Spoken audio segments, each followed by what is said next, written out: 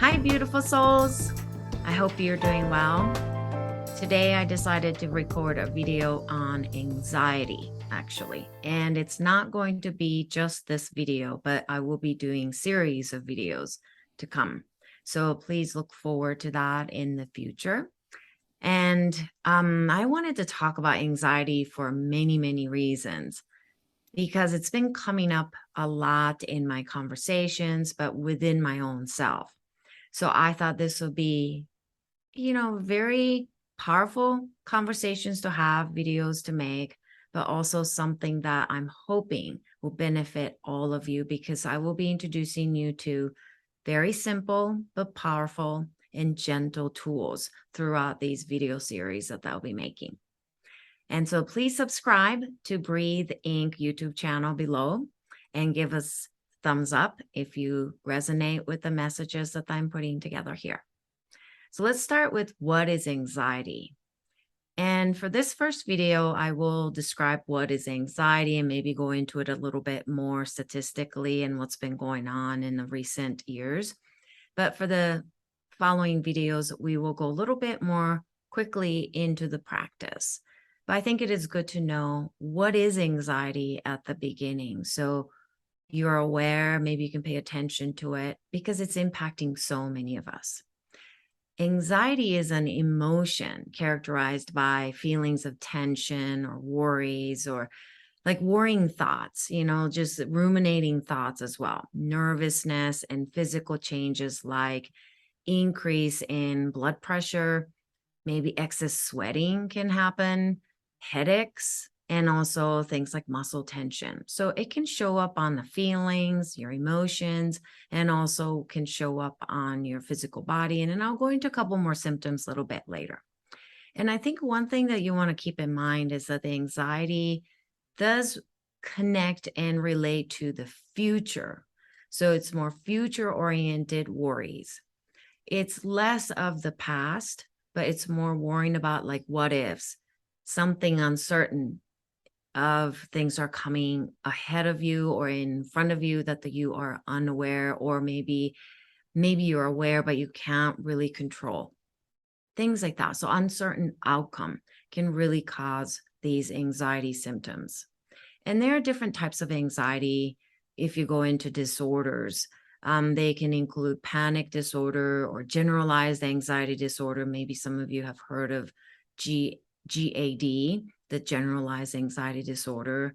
PTSD can be a part of the anxiety category, and OCD, and also things like phobia. And anxiety and depression are a little bit different. Anxiety is about excessive feelings and worry about, particularly when it comes to future. And depression is excessive feelings of hopelessness and worthlessness. So it's a little bit different, but they can often coexist together. So just, maybe keep that in mind as well. But for these video series, I'm going to be mostly focusing on anxiety. And how common is anxiety? Because you hear about this all the time. The most recent studies were published around 2020. And often, these statistics were shown pre-pandemic. So the numbers have definitely increased since that time. But around 2020, anxiety was most common mental disorder in the United States, and it was affecting 40 million adults in the United States, 18 and older. But the younger people and women are impacted and affected by anxiety the most. Nearly 1/3 of adolescents, so 13 to 18 years of age, have anxiety disorders or they've been diagnosed with some kind of anxiety related symptoms. These things, you can look up anxiety statistics on Google and then maybe look for facts and things like that. But it's good to be aware that number one, it's very common, it's becoming very common, but also it helps if you are dealing with anxiety that you're not alone. And certainly I have felt moments or days or several weeks at a time of kind of this like constant anxiety. Sometimes it's heightened, sometimes it's just kind of an underground, just floating through the below the surface kind of thing. But I have also experienced that. But what got me really thinking about this topic of anxiety are multiple things. And one was actually a wake-up call article that I read about the most recent studies that came out from World Health Organizations, and it was from this year, 2022. It said the global anxiety and depression increased by a massive 25%. And so I thought, wow, this is a topic that we can no longer ignore because it is impacting you or maybe your family members or maybe your friends or your neighbors, your coworkers. So it's something that will be very helpful for us to become a little more educated in, but also have tools that you can work with. And I also, when I tuned into my own heart about this topic, really felt that the anxiety dims one's light. That's the feeling that I got. And that's the message that I received from inside of me, is that it really dials me down, dials you down if you're dealing with this, but dims your internal light. And I think, another thing that I felt when I tuned into this topic of anxiety was that the rate that is increasing right now globally of anxiety and depression is a sign that our deeper nature is calling us back and saying, come home, come back, because maybe you felt a little scattered. Maybe you felt like you needed to go and retrieve your soul that's been, maybe left behind, or you feel like you're losing connection with yourself. So I think these statistics and symptoms are telling us to say, come home, because it's our body way, our soul, deeper nature way of calling us home, calling us back. So keep that in mind as you listen to the series of these videos. And I just wanted to briefly go through the multiple stress factors that has impacted the increase in anxiety level. But this is some of the lists that I wanted to give you around the pandemic time. But this is still impacting many of us to this day. So social isolation, right, from pandemic was a huge cause for the anxiety to go up. Constraints on people's abilities to work. So, certain maybe restaurant industries or certain different industries had to shut down, or that you couldn't get to work easily. You had to work from home, that kind of thing as well. Unable to seek support from loved ones or coworkers, other family members and things like that easily because you were all isolated, or lack of engagements in the communities. This is, I see it as a continuous issue, even though we're not as isolated anymore. The world is opening up, and world has opened up quite a bit. There's this sense of I don't belong anywhere. That can definitely fuel the sense of anxiety and fear of getting sick. I mean, that was a truly something that we all felt, and death of oneself, but also loved ones, and witnessing that through the media or within your own immediate families or your friends that you've lost. You've actually had to go through some of these very, very difficult times. So that can actually fuel the anxiety. And I think loneliness is a big one. That will tie back into the lack of communities that we can really feel open and tap into. And symptoms that I have mentioned earlier with the blood pressure and things like that. But I just wanted to give you a couple more things that you can pay attention to. And these are under the generalized anxiety disorder. These are some of the symptoms that are listed: restlessness, feeling on edge. I have definitely felt that feeling on edge, fatigue, exhaustion of some kind, just can't seem to get enough sleep. And even though you sleep a lot, you just still wake up tired. Brain fog, forgetfulness, irritability, elevated heartbeat, sweating, which I talked about earlier, excessive feelings of worry, that are difficult to control, even though you're doing mindfulness, even though you are doing breathing techniques. It's very difficult to settle that, or difficulty sleeping, muscle tension, which I've mentioned earlier. And this is the part that I want to go into with this first video, is that one of the symptoms of the generalized anxiety disorder and other anxiety, just kind of in general, is difficulty focusing and concentrating. This is the topic that I want to go into. One more time. So it's the difficulty of focusing on tasks and concentrating. And this was maybe a week ago. I was sitting with this idea of I wanted to talk about the anxiety for the next several videos. So I've been taking notes, and then one day I noticed that we have this kettle that you put the cold water in, and it's an electric kettle so that it boils, and it's like a glass kettle, right? But it has this little fancy things that has the timer on it. Once it boils, it remains at the certain temperature for you, so it keeps it warm and runs the clock.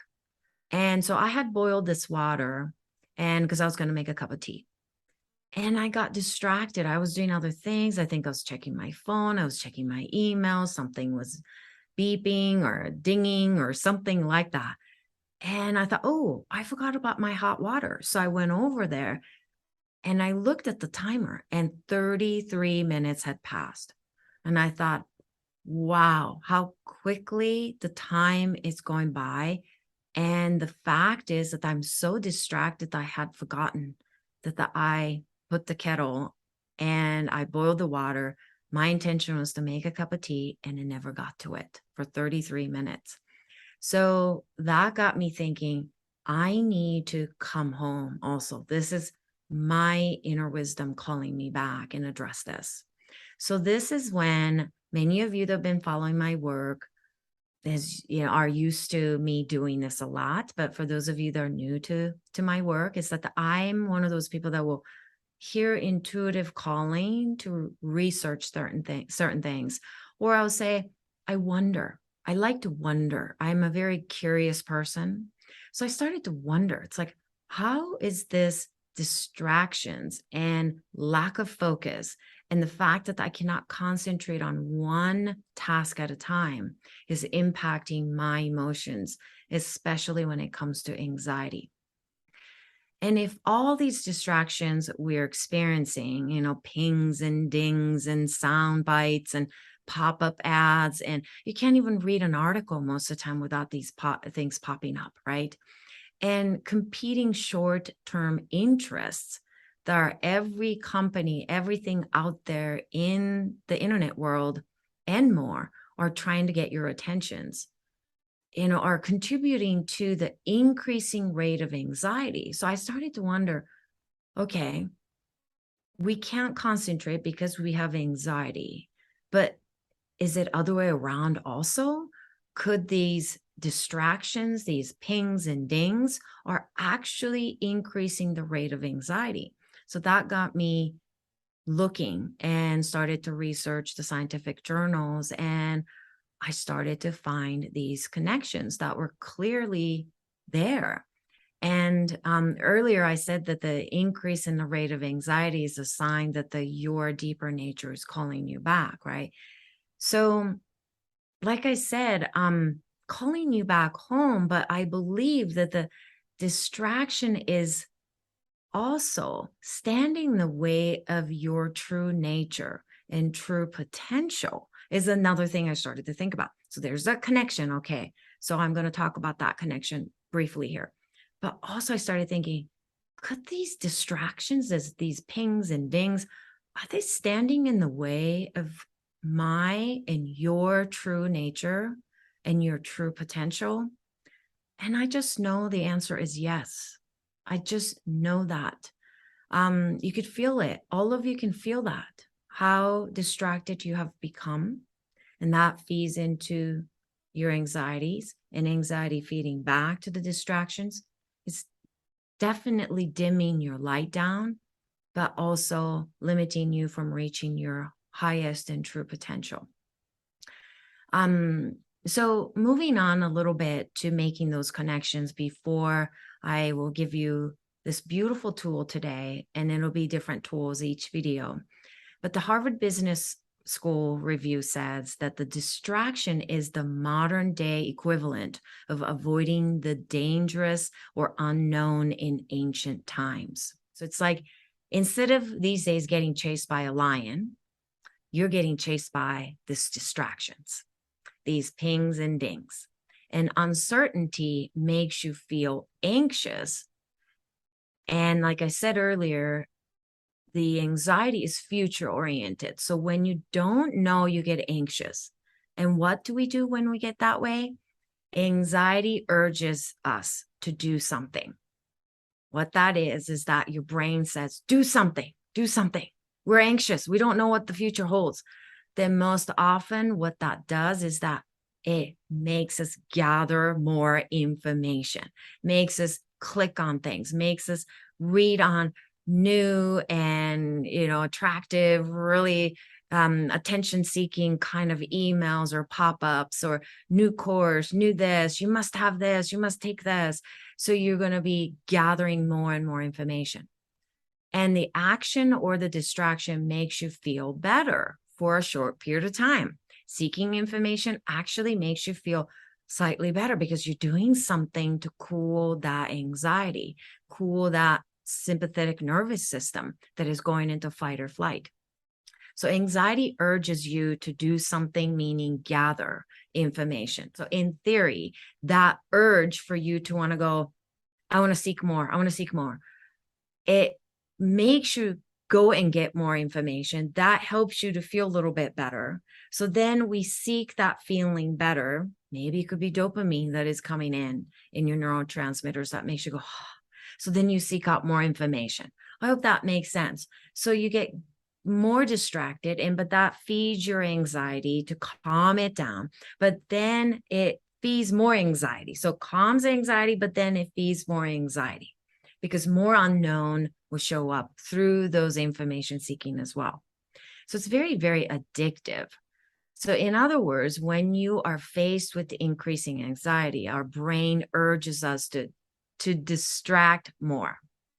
And then distractions creates a little bit of a happiness, but you get addicted to it. And the next time anxiety shows up, you go for it again. So it's this feedback loop that's really, really, really hard to get out of. But constantly being distracted by technology comes with costs, and big costs, actually.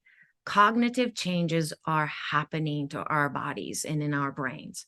We are slowly and gradually declining in our attention span, so shorter attention spans. And some studies say that the human attention span has dropped to 8 seconds, which is lower than the attention span of a goldfish. Okay. I don't need to repeat that because that should just go, oh no, we really need to come back to focusing better. And it's really, it's really, really hard because there's so many ways that we are distracted. And I will be talking about this next tool shortly here, but the research is really interesting here. This feedback loop is always going both directions. So it's like a chicken or the egg. Some cases, the anxiety appears first, but in other cases, attention span issues show up first and lowers your concentration levels. Then that actually creates more anxiety, right? So they're doing a lot of studies around teens, and they're seeing that these loops are going back and forth. Short attention spans are causing them to have anxiety. But then anxiety causes their brain to change, and then that is gradually declining their attention span and declining their concentration. So I think it's important to work on anxiety and maybe cooling that the sympathetic nervous system side, but also it's important that we work on the tool called concentration. And that is the tool that I wanted to introduce to you today. And one of the best practices for lowering the anxiety level and cooling your limbic part of the brain, but also calming that nervous system that is constantly going, what's dangerous? What's next? What's next? Is the practice of concentration. And in a Tibetan practice, it's called samatha. But don't get too caught up in what that is, or looking to find what samatha is, but really just know that the samatha practice is concentration that gives you a sense of peace, sense of ease, and also serenity. And that's what this next practice is going to show you. And it's very different. This next practice is very different than mindfulness or breathing exercises or just simple relaxation tools. Because in mindfulness or breathing techniques and things like that, you're actually paying attention to, or you're actually labeling things, like in saying, I'm breathing deeply, or I'm exhaling now, or you're noticing, and maybe you might say, this is a very pleasant feelings, or I am sending love, or, things that you're paying attention. You might be labeling things, you might be putting words to it, or you might be reacting to things or responding to things in a gentle way. It's a mindfulness practice. Mindfulness is like you're witnessing your own reactions, right? But concentration samatha practice is a little different than that. It's not so much about investigating, but it's about unwavering focus. It's one pointedness, and you settle into your own inner being and the object that you are focused on. And we're going to use actually a candlelight, and we'll show you the video of it. And we're going to do 90 seconds of this together. But when we do this, you are basically becoming one with the flame of the candle. You're the wick, you're the wax, and you're the light itself. And try your very best not to label it as, oh, the flame moved to the left, or the flame moved to the right. Oh, it moved with my breath, or it got brighter and it got dimmed. Try not to label it as anything, but just you're in that space with the candlelight, and do your very best not to go into the mindfulness practice, which is a little different. And mindfulness practice tends to label things, and you're not going to do that. You become one with the candlelight. You are that light. So you no longer are separated, differentiated. There's no duality between you and that light. And I hope that makes sense. In the beginning, it might be difficult.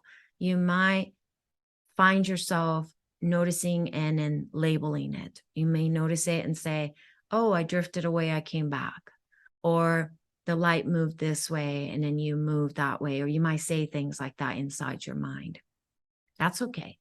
But as you practice, begin to lose some of those words and labeling and languages around it.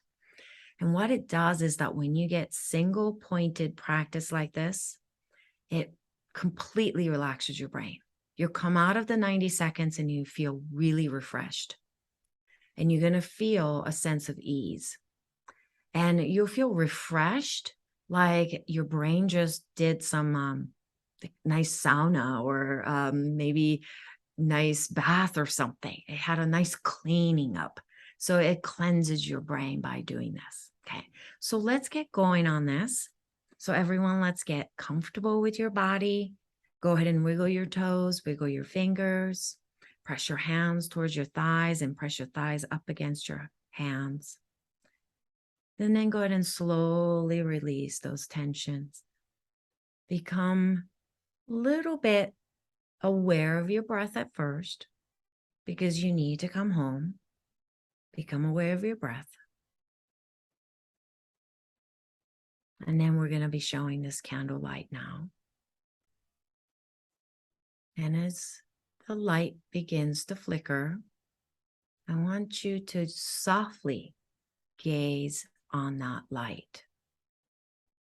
And it'll flicker, so it will It'll be a great way for you if you start to drift away to come back.